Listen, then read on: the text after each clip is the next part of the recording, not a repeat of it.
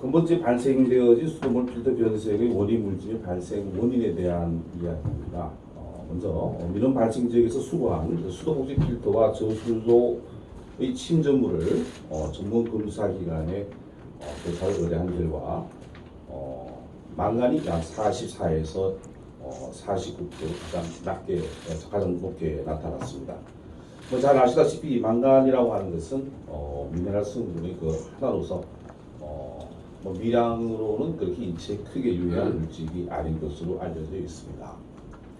그리고 자연수 중에는 대부분 어느 정도의 농도로 대부분 존재를 하고 있는 물질이고요.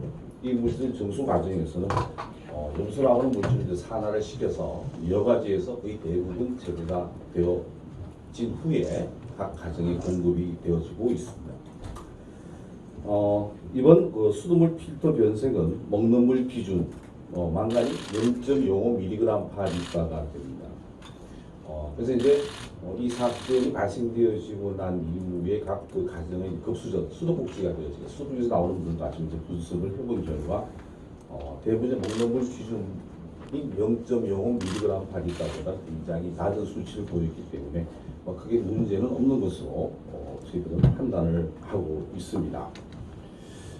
근데 이제 5천 지구에 필터 변색이 이제 일어난 이유는 뭘까에 대한 부분을 저희들이 좀 더 심도 깊게 들여다본 결과 이 지역은 간말 지역이 되어지기 때문에 유속이 다른 지역보다도 상당히 좀 낮은 특성을 가지고 있습니다.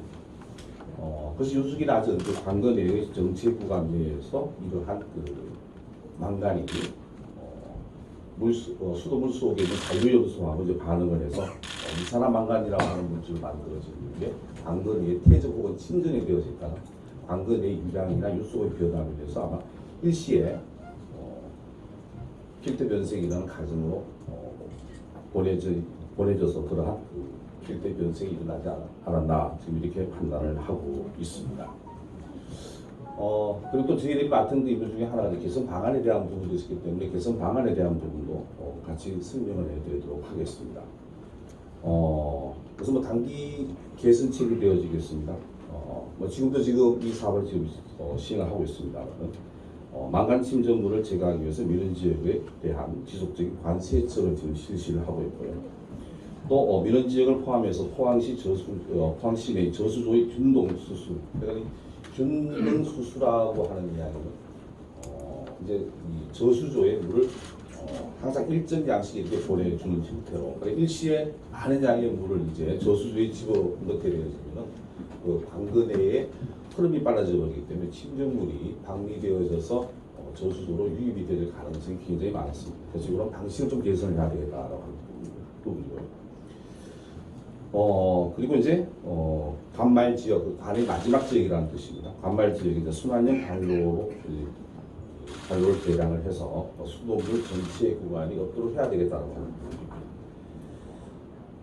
그리고 이제 이번에도 조사를 시행을 했습니다. 이제 수돗물에 대한 필터 테스트를 통해 가지고 지속적으로 수질에 대한 모니터링을 해 나가야 할 필요성이 있는 것으로 판단이 되어졌습니다. 그리고 이제 저수조식으로 물을 받고 있는 지역, 그래서 이런 지역에서 저수조에 대한 청소 주기를 좀 더 그 상황에 맞게끔 조정을 할 필요가 있지 않나 이렇게. 그래서 이런 단기적인 개선 방안에 대해서 저희들이 요구를 했고요.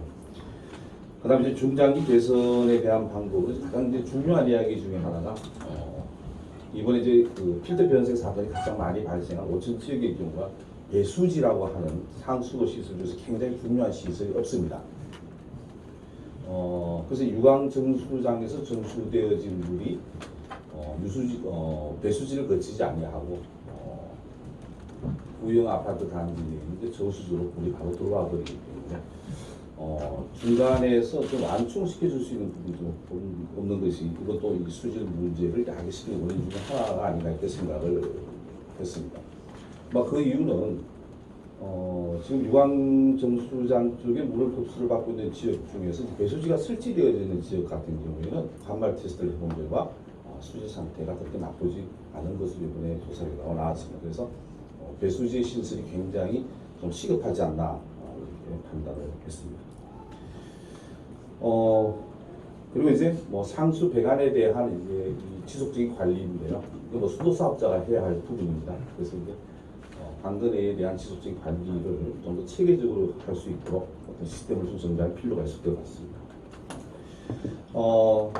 그리고 지금 이번에 그 오천 지역 같은 경우에 지금 그 관거의 연령이 한 15년 정도가 되어 있어서 기존 노후관거라고 볼 수는 없는데, 뭐 이 포항 지역이라고 하는 지역의 특성이 이제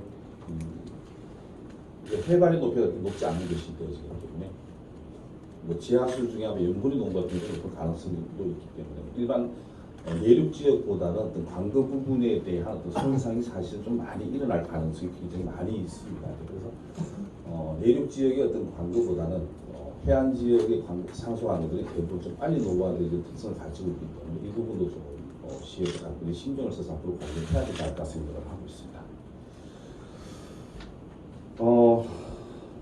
그리고 이제 요 차트를 다시 한번 설명을 드리고 마지막으로 이제 좀 드릴 말씀은 이번 이 뭐 사건 사고 뭐라고 좀 지칭을 잘 좋을지 잘 모르겠습니다만 뭐 이러한 일들은 항상 이 비일비재하게 사실은 일어날 가능성이 있기 때문에 수도 사업자의 측면에서 해야 할 일이 있고 또 이제 각 가정에서의 급수전에 대한 관리나 급수 관계에 대한 관리 뭐 이런 부분들에 대해서 좀 각별한 신경을 좀 붙여야 될 것 같은데요. 그래서 이런 부분들에 대한 좀 문제들이 좀 야기되어진 원인에 대한 부분들을 좀 더 종합적으로 좀 정리해서 사후에 어떤 이런 문제가 발생되지 않도록 하는 것이 최선이겠습니다. 만약에 발생이 되어지더라도 좀 더 효율적인 어떤 그러한 대처가 마련되어질 수 있도록 백서를 좀 만들어서 사후에 좀 기감이 되어질 수 있도록 이렇게 하면 좋지 않을까. 그래서 저희